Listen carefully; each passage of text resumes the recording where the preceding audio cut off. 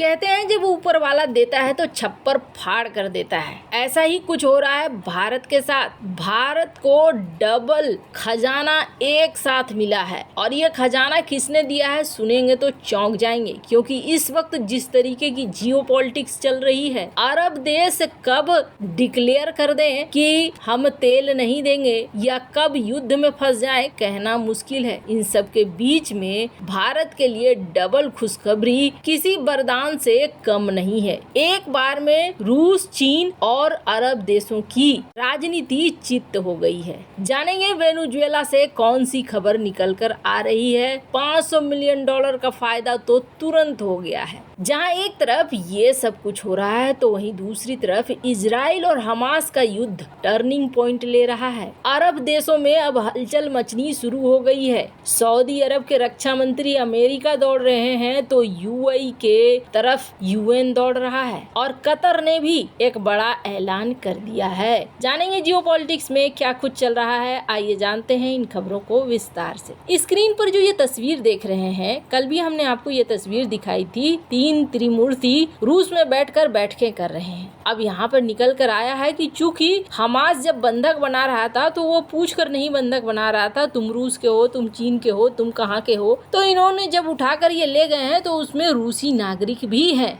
8 रूसी नागरिक हैं। आपको बता दें 10 अमेरिकन नागरिक की भी बात कही जाती है। तो इन 8 रूसी नागरिकों को छोड़ने की बात रूस कह रहा है। अब जब रूस कह रहा है तो हमास कह रहा है कि अच्छा ठीक है, लिस्ट में हमारे पास नाम है, इनको ढूंढेंगे। अब हमारे कौन से सुरंग में कहाँ घुस के बैठे हैं ढूंढ कर निकालेंगे। अगर ये मिल गए और सही सलामत होंगे तो फिर हम आगे की बात सोचेंगे, यानी कंडीशन के बेस पर हम छोड़ेंगे। ये बंधकों का हाल है। अब इन सब के बीच में हमास का क्या कहना है कि हर बार की तरह जैसे तुम फिलिस्तीनी नागरिकों को छोड़ते हो जिनको तुमने जेल में बंद रखा है, वैसे ही छोड़ो और ले जाओ बंधकों को। ये बात तो एकदम से तय थी जब ये उठा कर ले जा रहे थे कि इनका एक बड़ा टारगेट है, उस टारगेट को ये पूरा करने के लिए ऐसा कर रहे हैं। पर इजराइल क्या इस मोड में है? इजराइल इस मोड में बिल्कुल भी नहीं दिख रहा है। इजराइल के पीएम नेतन्याहू ने ये कहा है कि देखो, हमें अपना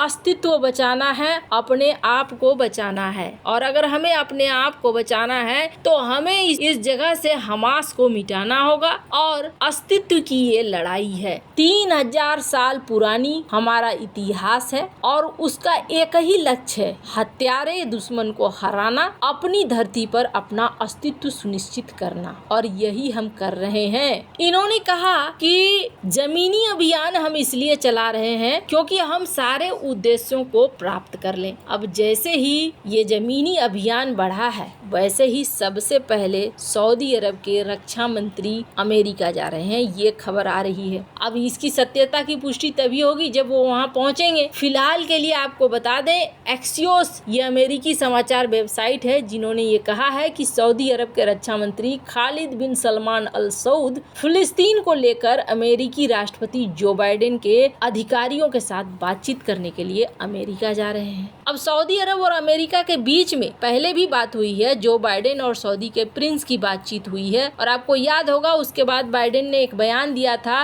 कि हमास आईएमएफ को रुकवाना चाहता है। तो कहीं न कहीं ये भी दिखाया गया सऊदी को कि देखो हमास क्या करना चाहता है। और आपको याद होगा कि सऊदी के एक मंत्री ने ये बयान भी दिया था कि हमास ने जो किया है हमारी शांति वाली बातचीत को पटरी से उतार दिया है। भारत का उदाहरण देते हुए उन्होंने कहा था कि जिस तरीके से भारत ने शांति से ब्रिटिश राज्य को खत्म कर दिया, वैसा ही आपको शांति का रास्ता अपनाना चाहिए। तो सऊदी अरब अब अमेरिका से बातचीत करके आने वाले समय में क्या हो सकता है, क्या ये क्षेत्रीय युद्ध में बदलेगा, और अगर युद्ध में बदलेगा तो फिर क्या होगा, इजराइल की मंशा क्या है। सऊदी अरब भी जानता है कि इजराइल को कंट्रोल कर सकता है अमेरिका, इसलिए सऊदी अरब अमेरिका से बातचीत कर रहा है। आपको बता दें सिर्फ यही हलचल नहीं मची है, एक तो यूएई और सऊदी दोनों ने ही कहा है कि ये जो जमीनी कार्रवाई शुरू कर दी है ये गलत है, ऐसा नहीं करना चाहिए। अब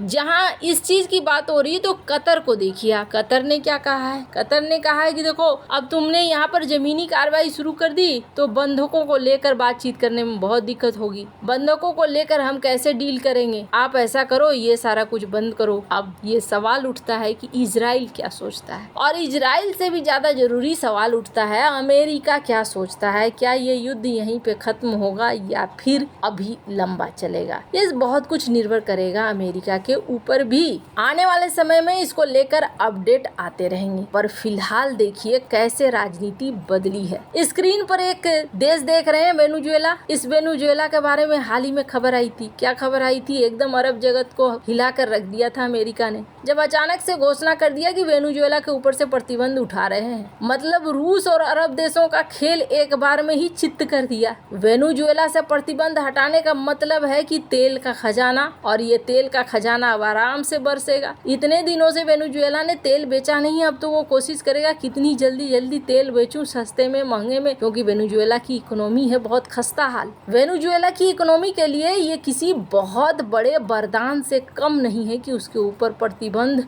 उठ गए। और आपको बता दें वेनेजुएला के लिए ही ये सिर्फ वरदान नहीं है, यूरोप और अमेरिका के लिए भी ये वरदान है। अब हो ये रहा है कि भारत को इसका सबसे तगड़ा वाला फायदा हो रहा है। कहते हैं ना, जब आपको सफलता मिलनी है ना तो कई बार ऐसा होता है ग्रह नक्षत्र गोचर सब एक दिशा में काम करने लगते हैं, और ऐसा ही भारत के साथ हो रहा है। अभी देखिए डिस्काउंटेड तेल का फायदा उठाया रूस से भारत ने, और अच्छा खासा अपना रिजर्व भरा। अब जब रूस को लगने लगा तुम डिस्काउंट का फायदा उठा रहे हो तो किस्मत मेहरबान दूसरी तरफ हो गई। वेनेजुएला यहाँ से प्रतिबंध हटा, और इस प्रतिबंध हटने से एक तो तुरंत भारत को $500 मिलियन का फायदा हो गया। कैसा फायदा, तो आपको बता दें जब सब कुछ ठीक था ना तो भारत की कंपनियां भी वेनेजुएला के अंदर निवेश करती थी, और उन्हीं में से एक कंपनी है ONGC। ONGC ने वेनेजुएला के कई प्रोजेक्ट्स में पैसे लगाए थे। वेनेजुएला के साथ दिक्कत क्या थी, दिक्कत ये थी कि उन्हें रिफाइनरी तेल निकालना ये सारे काम वो उतना ढंग से नहीं कर पाते थे, उनके पास वो इंफ्रास्ट्रक्चर था ही नहीं, तो वो अलग अलग प्राइवेट फील्ड के लोगों को ये देते थे, और इसी में ONGC भी था। ONGC का 40% का स्टेक है वेनेजुएला के